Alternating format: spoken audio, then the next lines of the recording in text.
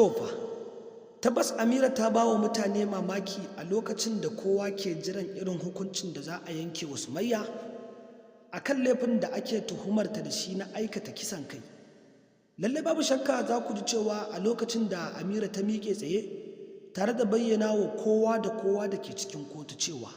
kilishi ce nan ta sa su je ɗakin Sumayya su ci mata mutunci su kuma yi mata wulaƙanci iri-iri. Lallai babu shakka za ku ji cewa tabbas Amira ta faɗa abubuwa da dama a kotu don ta burge mutane da dama, kai ba ma iya mutane ba, ta burge dukkanin masoya da ke kallon shirin fim ɗin Labarina a lokacin da ta tona asiri duk irin yadda suka yi alkawari da kilishi akan cewa ba za ta bata kunya ba, sannan kuma za ta faɗi abin da kilishi ta faɗa mata a gaban alkali don wato a yanke wa Sumayya hukunci akan laifin da ake tuhumarta da shi, sannan a kuma tabbatar da cewa Sumayya ta aikata wannan laifi.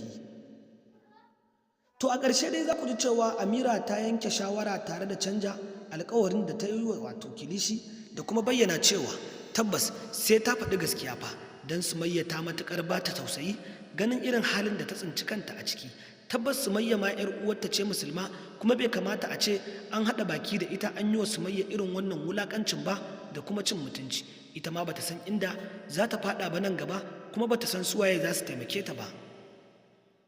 Hakan ne yasa Amira ta yanke shawarar cewa a hakikanin gaskiya gwara ta faɗa wa alƙali da kuma lauyoyi dukkanin gaskiya akan abin da ta sani, sannan kuma za ta faɗa wa alƙali cewa tabbas Sumayya ba ta da laifin komai don Shamsiya ita ce nan ta fara zuwa cikin ɗakinta ta kuma takale ta da rigima, kuma ita ce wacce ta zuga Shamsiya.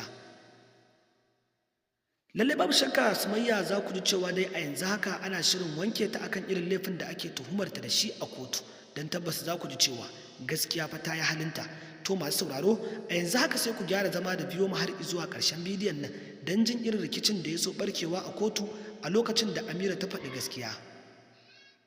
Amma kafin nan muna mai ƙara roƙonku idan wannan shine zuwanku na farko ku daure ku je ku danna mana subscribing da alamar ƙararrawar sanarwa, don haka shine zai ba ku damar samun zafafan sharhinmu da kuma cikakkun labaranmu da ma cikakkun bidiyoyinmu wayanda muke tafa da su a wannan YouTube channel ɗin tamu mai albarka.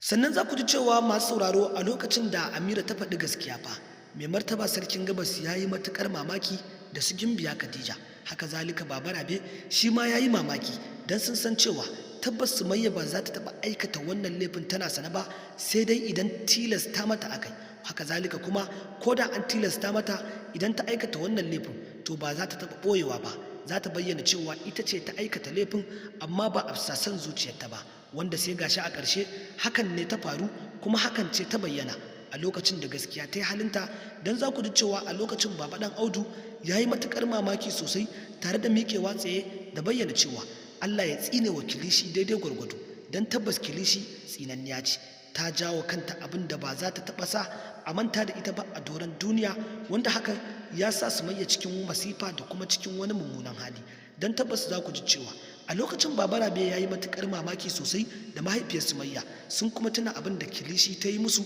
a lokacin da suka kai wa yarsu ziyara wato Sumayya gidan mai martaba sarkin gabas, don tabbas sun fuskanci wulaƙanci iri-iri da kuma rashin mutunci. A lokacin ne kilishi fa za ku ji cewa ta yi matuƙar mamaki game da irin maganar da Amira ta faɗa, don ba ta taɓa tunanin cewa Amira za ta faɗi wannan magana ba.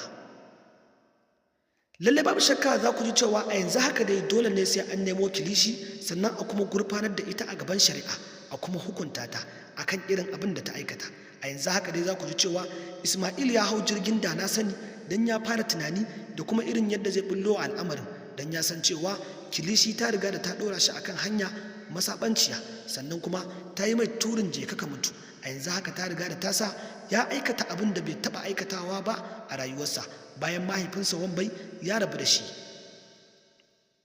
Tabbas masu sauraro wannan shine cikakken sharhin da muke tafa da shi a wannan YouTube channel ɗin tamu mai albarka, wanda a yanzu haka dai muke mai ƙara sanar muku da cewa ku ci gaba da kasancewa da mu a wannan YouTube channel ɗin tamu ta Mujalla TV don ci gaba da kawo muku zafafan sharhi da ma zafafan labarai da kuma cikakkun bidiyoyi akan irin gwagwarmayar da take faruwa a cikin shirin fim ɗin Labarina. Sannan fa za ku ji cewa tabbas Ɗan Audu ya sha makura sannan kuma ya ci matuƙar duka a wajen mahaifin Agola.